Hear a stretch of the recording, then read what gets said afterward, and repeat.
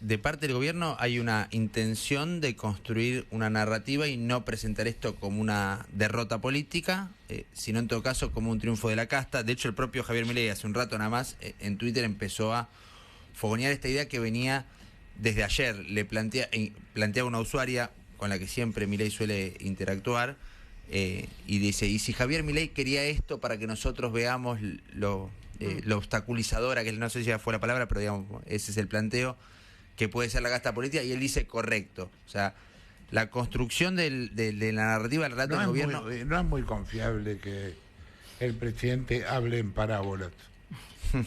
No.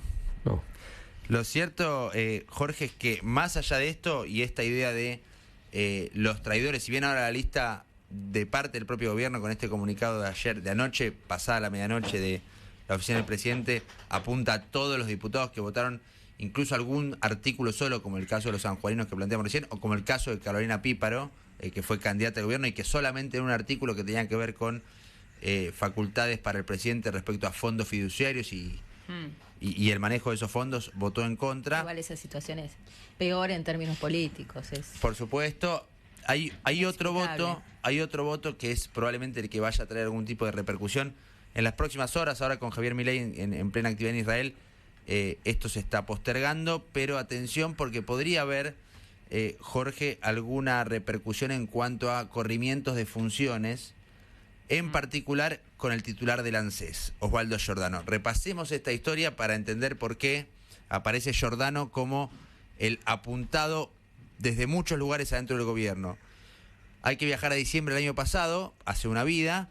Giordano llega al gobierno justamente para reemplazar a la designación que no fue de Carolina Píparo para ANSES, ¿se acuerdan? Claro. El nombramiento de por medio, etcétera, a partir de un acuerdo entre Guillermo Franco, Nicolás Pose y el famoso cordobesismo, es decir, Schiaretti. Giordano venía de ser ministro de Finanzas de Schiaretti y llega por ese acuerdo a ANSES, más allá de tener experiencia, digamos, en el rubro en particular. En los últimos días, quien venía insistiendo, y más que otros gobernadores, incluso con el impuesto país y con la coparticipación de ese impuesto, era Martín Yarlora.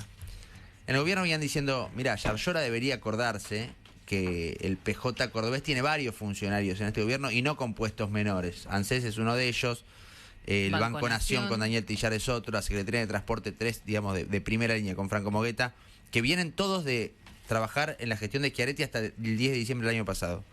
Pero en el caso de Giordano se suma una particularidad, no solamente esta situación que acusan a Yarlora en muchos casos como el más traidor de los traidores, justamente por esta sociedad política que había existido, por lo menos en algún momento o en el inicio de esta gestión, sino que hay una diputada de Hacemos Coalición Federal, que se llama Alejandra Torres, que votó en contra de 4 de los artículos que se votaron ayer. De los artículos o incisos, fueron 12 votaciones en total ayer.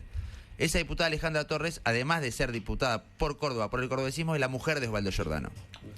Es la pareja.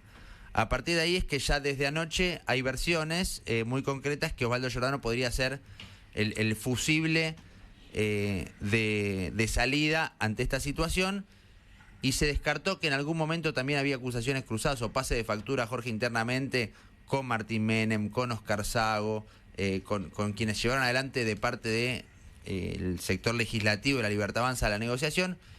A partir de estas últimas publicaciones de Milei y la línea que empieza a manejar el gobierno, lo que el gobierno intenta comunicar, se descarta que haya alguien que asuma el rol de la derrota, porque justamente lo que el gobierno quiere vender o presentar públicamente es una derrota legislativa.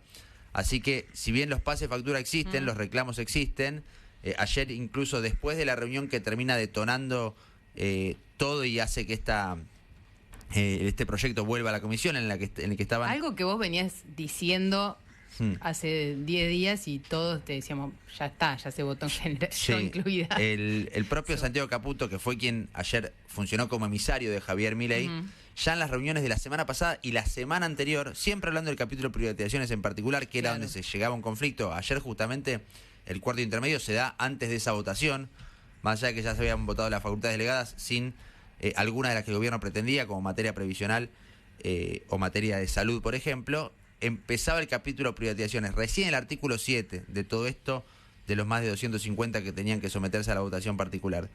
En esa reunión Santiago Caputo dice algo que ya había dicho, que es, si tocan una coma de privatizaciones, más allá de las comas que el gobierno ya había tocado, claro, o había cedido, porque recuerden que YPF había salido de la discusión, pero el planteo es, si tocan una coma, la ley no nos sirve.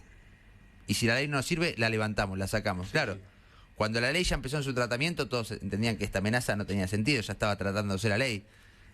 Lo cierto es que ayer se cumplió, con un Santiago Caputo que hablaba permanentemente con Javier Milei desde Israel, y el propio Javier Milei le dio el aval para, en esa reunión con los jefes de bloque, estaba Cristian Ritondo y los Penato del PRO, porque había un representante del, acuérdense, hay que viajar al pasado, Halcones y Palomas, estaba Miguel Pichetto de Hacemos Coalición Federal, estaba Rodrigo de Loredo. En esa reunión, además de los Menem, Martín y Lula, quien recién mencionaba, Orrego, y José Rolandi, el vicejefe de gabinete. En esa reunión, Caputo dijo, vamos todo para atrás, no nos interesa que salga esta ley si no es como nosotros queremos la ley, y a partir de ahí, después de unos 40 minutos de reunión, vuelve a comisión. La vuelta a comisión es un eufemismo para decir... Ya está. Ya está. Sí. Terminó. Se terminó. Sí. De hecho, una particularidad es que ayer, cuando se vota en el recinto a mano alzada que vuelva a comisión, se podría haber planteado, en todo caso, que vuelva a comisión solo la votación en parte. Tenían que haberlo hecho en ese momento, no lo hicieron. No lo hicieron. Se podría haber ¿Y eso planteado. por qué no lo hicieron? ¿Por torpeza, por desconocimiento o por estrategia? Entiendo que por desconocimiento del trámite legislativo en general. Es muy impactante. Pudo haber sido una orden del presidente también. Por supuesto. No, a ver. Es muy impactante. Nadie lo consideró, a eso iba. No es que se consideró en ese momento, de parte de los propios legisladores. Es muy impactante cómo Guillermo Franco se entera al aire de todo esto. Se entera al aire por televisión. Como Pablo Rossi y Feynman le cuentan que hay un tema de mecanismo de técnica legislativa y dicen, pero hay un artículo que dice que se terminó la ley, le dice, y Franco no sabe qué decir. Tanto Francos, al aire de la Nación Más, como Sago, el jefe de bloque, con quien hablamos esta semana, en la conferencia que da después de la votación en el recinto, dice lo mismo. Plantea, bueno, ahora se vuelve a comisión solamente la cuestión particular. Por eso que vos decís, claro. El reglamento... se viene una nueva afrenta, digamos, contra los gobernadores. Bueno, por supuesto. Todo lo que tengan a mano. Me decían que incluso estaban analizando quitarles la obra pública de ejecución provincial en trámite. Lo que está en trámite. Exacto. Que era algo que hay un vericueto legal para hacerlo en función de algún incumplimiento de plazos o de condiciones de pliego, pero es un extremo, es decir, te corto el chorro a cero. Era lo que venía... Solo la coparticipación. El goteo de la coparticipación, que es lo que corresponde y es constitucional,